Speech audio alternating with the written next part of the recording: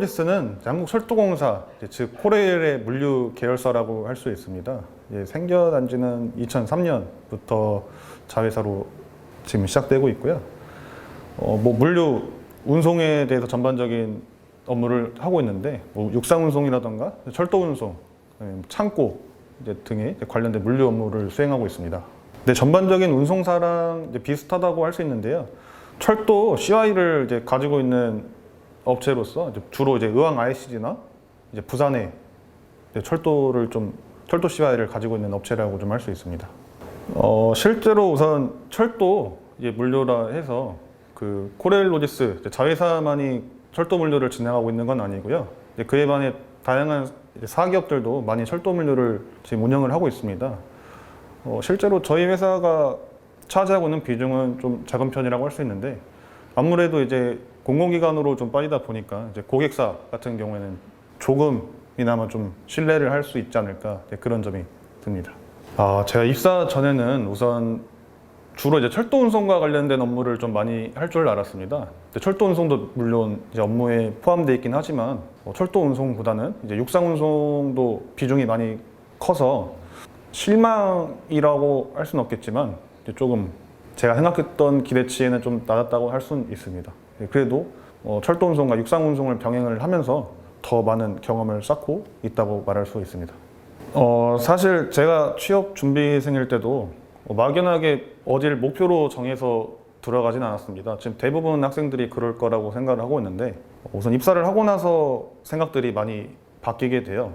저도 원래 좀 스타트업이나 이런 쪽에 관심이 많았었는데, 지금 운송사에 이렇게 들어와 보니까 상당히 많은 커뮤니케이션을 하게 됩니다.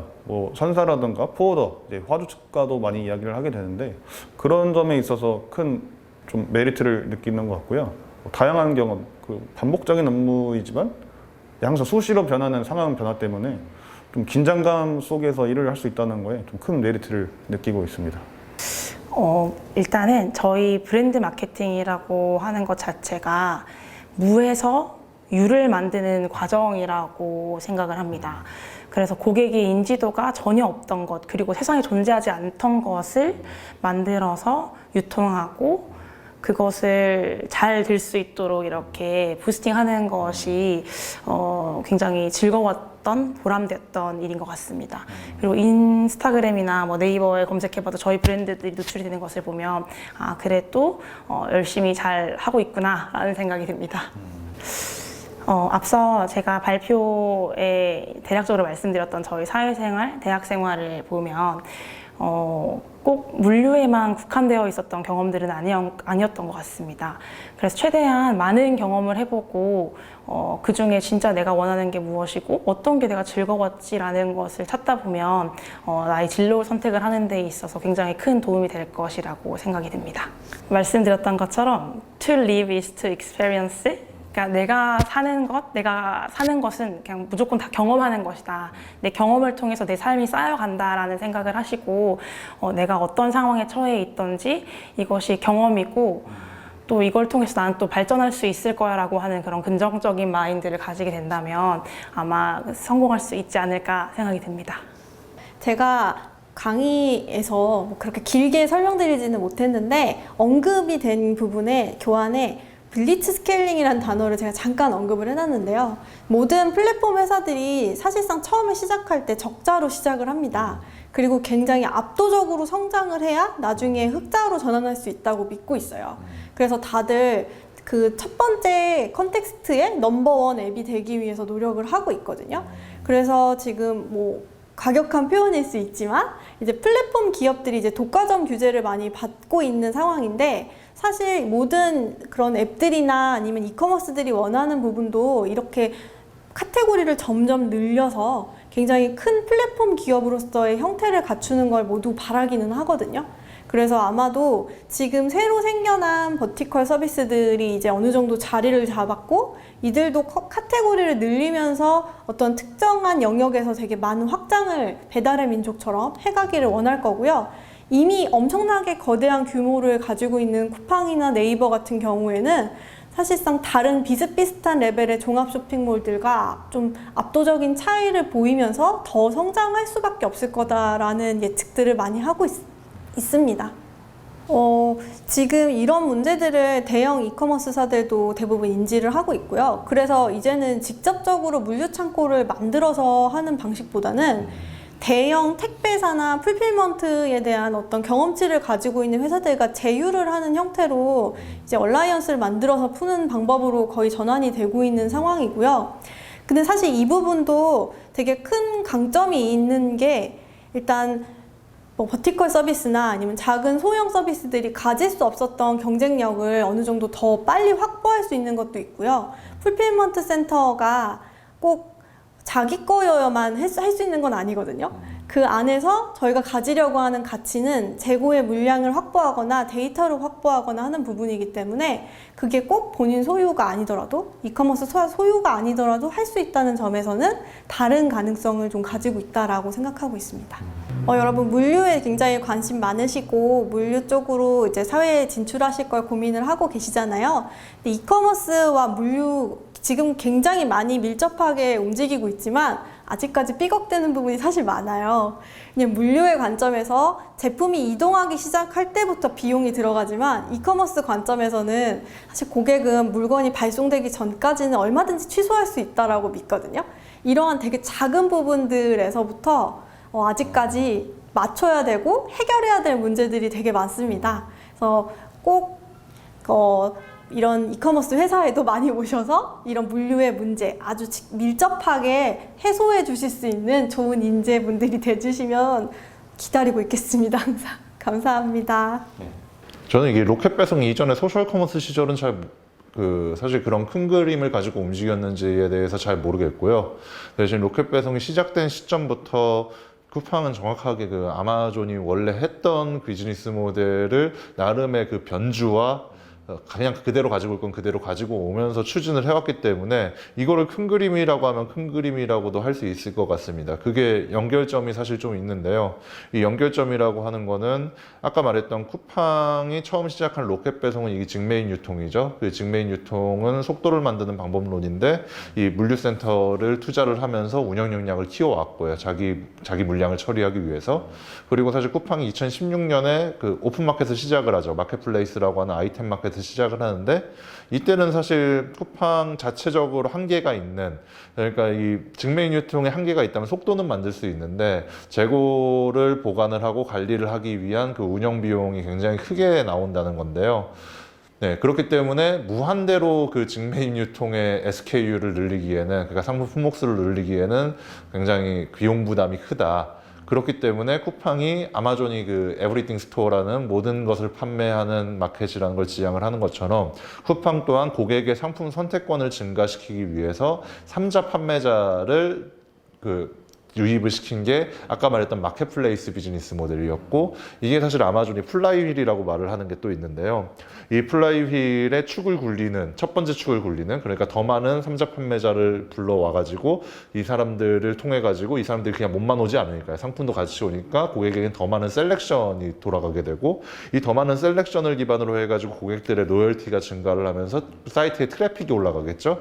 그리고 이 트래픽을 기반으로 해가지고, 트래픽은 사실 3자 판매자들에게 아마존이든 쿠팡이든 여기 들어오면 더 많은 상품 판매를 할 수 있다는 기회를 의미하기 때문에 그 더 많은 3자 판매자들이 또 들어오게 되면서 계속해서 순환고리가 만들어지게 되는 거죠. 이 고리가 2016년에 만들어지게 되고요. 그리고 계속 쿠팡은 이때부터 약간 소셜 커머스랑 거리를 두기 시작을 하다가 또 이동을 또 계속해서 비즈니스 모델을 추진을 합니다. 이렇게 쭉 하면서 한 2018년쯤에 그 로켓아우라고 하는 유료 멤버십, 이거 아마존은 2005년에 그 아마존 프라임이라고 하는 물류 중심의 멤버십을 똑같은 걸 만들었는데요. 물론 똑같진 않습니다. 거긴 미국의 환경에 맞춰진, 미국은 일단 기본적으로 배송비가 당시에 9.4달러인가 그랬다고 하고요. 한국은 학생들도 알다시피 2,500원 정도에 굴러가는 시장이기 때문에 훨씬 더 아마존의 멤버십보단 저렴하고 훨씬 더 아마존의 멤버십이 제공하던 아마존은 전미 2일 배송을 제공했는데 쿠팡 같은 경우에는 원래 쿠팡 로켓 배송이 2일 배송이었잖아요. 여기에다가 당일 배송이랑 새벽 배송을 이때 추가를 하고 무제한 반품은 사실 동일합니다. 무료 반품은. 이걸 멤버십에 녹여서 시작을 했고 여기에 의미는 사실 쿠팡이 직메인 유통으로 깔아놓은 여러 가지를 집어넣은 거죠. 그리고 마지막으로 아까 말했던 3자 판매 풀필먼트 옛날부터 쿠팡이 뭐 우린 계획이 없습니다 이런 말만 계속 했는데 당연히 전 할 거라고 생각을 했고요. 왜냐하면 아마존의 순서가 그렇거든요. 2005년 그 아마존 프라임이 시작하고 2006년에 FBA라고 하는 풀필먼트 비즈니스를 시작을 했는데 이 풀필먼트의 의미는 아까 발표에서는 제가 제대로 못 말했지만 이 기존에 있던 사실 고객 입장에서 똑같아요. 로켓 배송이나 제트 배송이나 뭐 오늘 주문하면 내일 오는 거예요. 혹은 더 빨리 오기도 하고요. 근데 여기에서 달라진 거는 비용을 쓰는 주체가 쿠팡이 아니라 3자 판매자가 돼버린 거예요. 그리고 쿠팡은 여기에 오히려서 물류 처리를 해가지고 돈을 받아요. 더 받는 거죠. 그러니까 리스크를 어떻게 보면 쿠팡이 지던 리스크가 절로 넘어갔죠. 이거는 사실 플랫폼과 벤더의 관계는 특히 이커머스 플랫폼과 벤더의 관계는 시시각각 이 파워 게임을 하는데 그 파워 게임의 축이 직매입을 처음 시작할 당시에는 벤더들이 더 셌다면 이 풀필먼트를 시작할 당시에는 쿠팡이 더 세졌다. 그리고 이들을 어떻게 유인하냐면 아까 말했던 유료 멤버십을 왜 했겠어요? 빠른 물류 때문에 했을 거 아니에요. 패택의 빠른 물류니까. 물론 그게 2020년에 쿠팡 플레이라고 하는 OTT도 추가되고 했긴 했지만 빠른 물류니까 했을 텐데 이게 또 이 고객, 이 충성 고객이잖아요. 쿠팡 전체 고객 수가 1,400만인가 그렇다고 하는데 1,470만인가? 제 기억이 정확하지 않을 수 있어요. 이 고객의 30% 정도, 30-40% 정도의 숫자가 되는 400만 명이 넘는 사람이 작년 기준으로 해가지고 로켓아웃에 가입됐다 그래요. 이 사람들에게 접근을 하기 위해서는 너희들이 이걸 써야 된다 라고 하면서 그 매출을 만들려면 우리로 와라 이런 식으로 유인을 하는 게 쿠팡 풀필먼트가 앞으로 하고 있는 방향이고 할 방향이라고 저는 생각을 합니다. 그리고 당연히 그 이전에 아마존도 했던 방향이고요. 당연히 그리고 쿠팡의 그 다음 그림은 크로스보더로 넘어가는 풀필먼트 형태를 구축할 거라는 거는 아마존이 그렇게 하고 있습니다. 2015년부터. 예, 여기까지 빠르게 좀 이야기를 했습니다. 근데 D2C는 당연히 커머스 사업자라면 그러니까 D2C라고 하는 거는 사실 이미 그 자체로 쿠팡은 D2C 채널로 의미는 있고요. 대신에 말씀하시는 건 자사몰 개념인 것 같으니까 아마존이 실패했다고 얘기한 것도 이 자사몰 개념의 서비스는 당연히 할 수 있을 거라고 생각을 합니다. 왜냐하면 쿠팡 그 플랫폼에 한계가 있거든요. 그 한계라는 건 결국 그 판매자의 브랜딩이죠.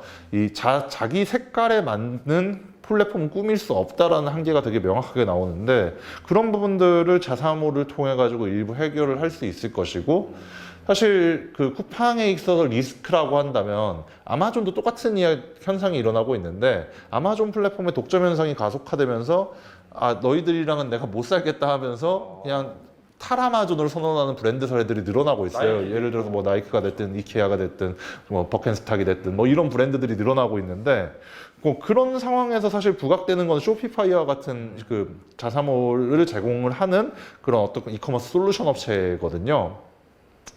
네, 쿠팡 또한 마찬가지로 그럴 거면 당연히 쿠팡 생태계 안에서 자사몰도 만들어라라고 하는 방향으로 경쟁사한테 주는 자기가 하는 게 낫잖아요. 당연히 고려를 할 수 있는 여지 중에 하나라고는 생각을 하는데 그 시점은 언제인지 모르겠고요. 사실 지금 쿠팡이 좀 최근 시작해서 집중하는 건 B2B죠. B2B 도매몰 형태의 아마존도 아마존 비즈니스라고 하는 B2B 도매몰을 시작을 했거든요.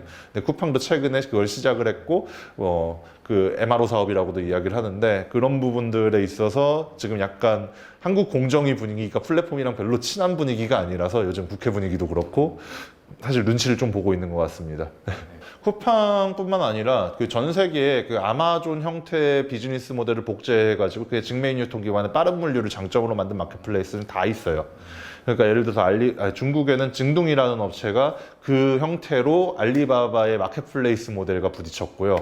그리고 그 베트남에는 티키라고 하는 업체가 또 있고 동남아시아 전체로 보면 라자다가 사실 그런 방향이랑 좀 유사합니다. 그리고 그 일본을 보면 일본은 아마존이 있죠. 네, 아마존이 직접 진출한 국가고 사실 그 위에 보면 라쿠텐이라고 하는 업체는 또 마켓플레이스 색깔이 좀 강한 업체인데 그 밑으로 내려 뭐 그런 업체들이 다 있거든요. 그러니까 쿠팡이 지금 글로벌에서 무엇인가를 하기 시작을 했죠. 최근의 이야기인데 일본에서도 시작을 했고 싱가포르에서도 시작을 했고 대만에서도 시작을 했습니다. 근데 여기에서 하는 게 쿠팡이 쿠팡.co.jp를 만드는 게 아니라는 거죠. 뭘 하고 있느냐면 그 앱을 기반으로 해가지고 그냥 지역 도심 거점에다가 작은 창고 하나 만들어가지고 여기다가 물건 집어넣고 팔고 있단 말이죠. 빠른 배송 붙여가지고 15분 배송을 한다고 하면서 이건 사실 국내에서 쿠팡 이츠마트가 최근 시작을 했던 거고 그 이전에 비마트가 했던 거거든요. 배달의 민족에. 이 형태는 그러니까 쿠팡이 그 똑같은 형태의 물류를 현지에 복제해 가지고 그 물류 중심의 아마존 모델을 한다면 이미 거기에서 큰 업체들이 있어 가지고 사실 돈이 엄청 깨질 거예요. 별로 현명한 판단이 아닙니다. 그런 의미에서 같은 의미에서 저는 아마존이 한국 들어오는 것도 현명하지 않다고 보거든요. 쿠팡이 이미 있기 때문에 이걸 이기기가 쉽지 않을 거란 말이죠. 그럼 사실 그들이 안 하는 방향으로 가야 된다가 맞는 거잖아요. 그럼 그들이 안 한 방향이 무엇일까라고 생각을 했을 때 저는 그 마이크로 풀피먼트라고 하는 그 작은 창고를 두고 빠른 배송을 하는 퀵커머스라고도 하는데 그런 영역들을 선점을 해가지고 테스트하는 중이 아닌가 생각이 좀 됩니다. 그리고 여기에서는 쿠팡이 가지고 있는 국내에 있는 상품 풀 그리고 해외에서도 사실 상품 소싱을 한 지 시간이 좀 됐거든요. 그걸 로켓 직구에다가 팔고 있는데 이런 전 세계에 있는 상품 풀들에 대한 구매력을 쿠팡을 가지고 있기 때문에 이것들을 아까 말했던 그 마이크로 풀피먼트 거점에다가 흩뿌리는 전략들을 구상하지 않을까 예측해 봅니다.